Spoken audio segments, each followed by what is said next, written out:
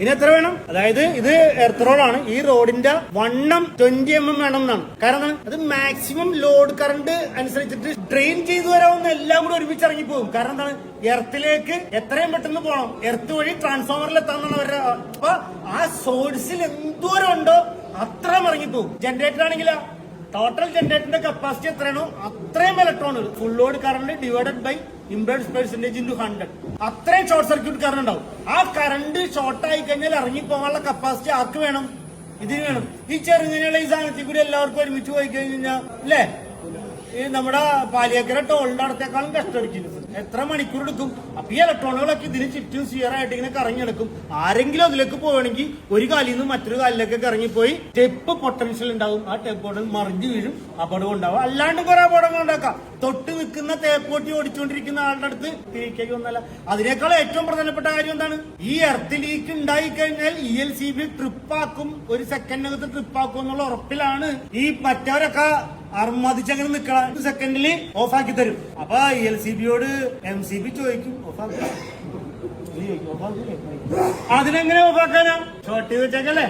അതിന് നമ്മൾ ഒരു വീട്ടിൽ ഞാൻ പോയപ്പോ കണ്ടാണ് ഇങ്ങനെ സ്റ്റാർട്ടിങ്ങിലൊരു മീറ്റർ കഴിഞ്ഞ് വന്നോടത്തൊരു ഐസൊലേറ്റർ കഴിഞ്ഞിട്ടൊരു ELCB കഴിഞ്ഞിട്ട് കുറച്ചങ്ങ് മാറി ഒരു ഐസൊലേറ്റർ വേറെ ഇരിക്കുന്നു. അതെന്താന്ന് ചോദിച്ചു വീട്ടുകാരോട് ചോദിച്ചപ്പോ വീട്ടുകാരൻ പറയണേ, അത് വയർമാൻ പറഞ്ഞിട്ടുണ്ട്, ഈ പറയുന്ന ELCB എങ്ങാൻ ഓഫ് ആയാൽ കറണ്ടൊക്കെ മൊത്തം പോകൂലേ, ഞങ്ങള് വിളിച്ചാൽ എത്താൻ ഇത്തിരി സമയം എടുക്കൂലേ, നിങ്ങൾക്ക് അപ്പൊ കറണ്ട് പെട്ടെന്ന് വേണമെങ്കിൽ നിങ്ങൾ എന്ത് ചെയ്യണം, ആ ELCB തൊടരുത്, പകരം ഈ വെച്ചേക്കുന്ന പുതിയ സാധനം ഉണ്ടല്ലോ, ഇത് ഐസൊലേറ്റർ ആണ്, അത് വിളിച്ചങ്ങോട്ട് ഓൺ ചെയ്താൽ മതി. അപ്പൊ അത് കണ്ടപ്പോ ഞാൻ നോക്കുമ്പോ അതിന്റെ മുകളിൽ നിന്നൊരു വയറെടുത്ത് ELCBയുടെ ഇന്നി കൊടുത്തേക്കണ്, താഴെ നിന്നൊരു വയറെടുത്ത് ELCBയുടെ ഔട്ടി കൊടുത്തേക്കണ്. ഇവിടെ മനസ്സിലായത് എന്താണത്? ബൈപ്പാസ് ചെയ്ത് വെച്ചേക്കും. അങ്ങനെ ബൈപ്പാസ് ചെയ്ത് വെച്ച കൊടുത്ത് കറണ്ട് എന്ത് ചെയ്യും, നിരന്തരമായി ഒഴുകിക്കൊണ്ടിരിക്കും. അങ്ങനെ ഒഴുകിക്കഴിഞ്ഞാൽ ഇപ്പൊ 20 mm അല്ലെ എത്ര റോഡായിരിക്കണം, ആ റോഡിന് കോപ്പർ പൊതിഞ്ഞിരിക്കണം. എന്തിനാണത്? തുരുമ്പെടുക്കാതിരിക്കാനായിട്ട്. അത് മണ്ണിലേക്ക് ഇറക്കി വെച്ചിട്ടുണ്ടാവണം. അത് ഇറക്കി വെക്കുമ്പോ 2.5 മീറ്റർ താഴ്ചയിൽ തന്നെ എത്തണം.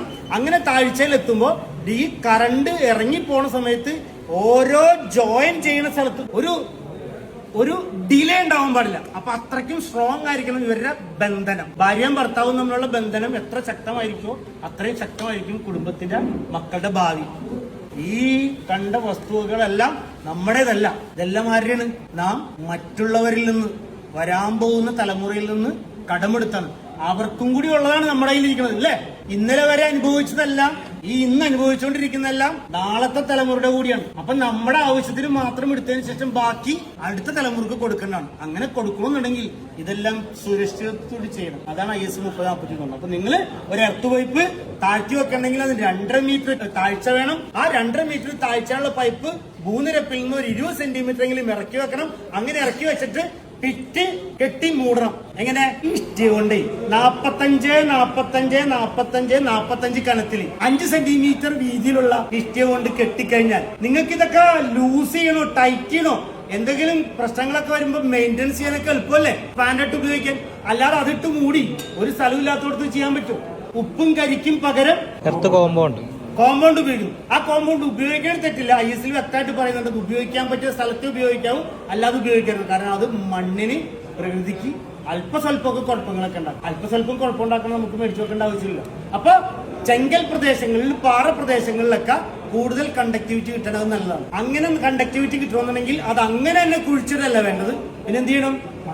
മണ്ണുമായിട്ട് മിക്സ് ചെയ്യണം. എത്ര മിക്സ് ചെയ്യണം? 1/6 മിക്സ് ചെയ്യണം. അതായത് ഒരു ചാക്ക് ബെൻഡോനൈറ്റ് ഉപയോഗിക്കുന്നുണ്ടെങ്കിൽ 6 ഇരട്ടി മണ്ണുമായി മിക്സ് ചെയ്തിട്ട് ഉപയോഗിക്കാം. അല്ലെങ്കിൽ എന്ത് പറ്റും? ഈ പൊക്കാളി പാടശേഖരനൊക്കെ മണ്ണൊക്കെ വിണ്ട് കീറുന്ന പോലെ, ചെളിയൊക്കെ വിണ്ട് കീറുന്ന പോലെ വിണ്ട് കീറിയാൽ സംഭവിക്കും.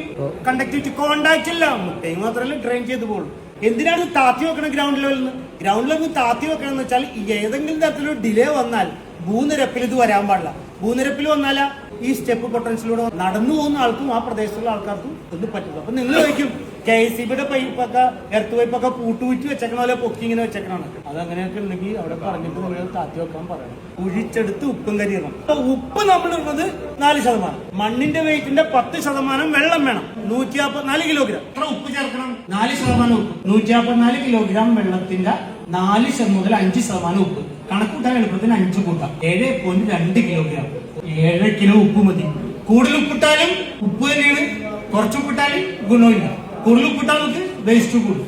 ഏത് എർത്ത് സ്റ്റേഷൻ, അതായത് സോളാറിന്റെ ചെയ്താലും ലൈറ്റിംഗ് അറസ്റ്റിന് ചെയ്താലും എന്ത് ചെയ്തു കഴിഞ്ഞാലും ഭൂമിക്കടിയിൽ 45 സെന്റിമീറ്റർ താഴെ വെച്ച് 50 സെന്റിമീറ്റർ ആണ് ബെസ്റ്റ് താഴെ വെച്ച് ഇന്റർലിങ്ക് ചെയ്യണം.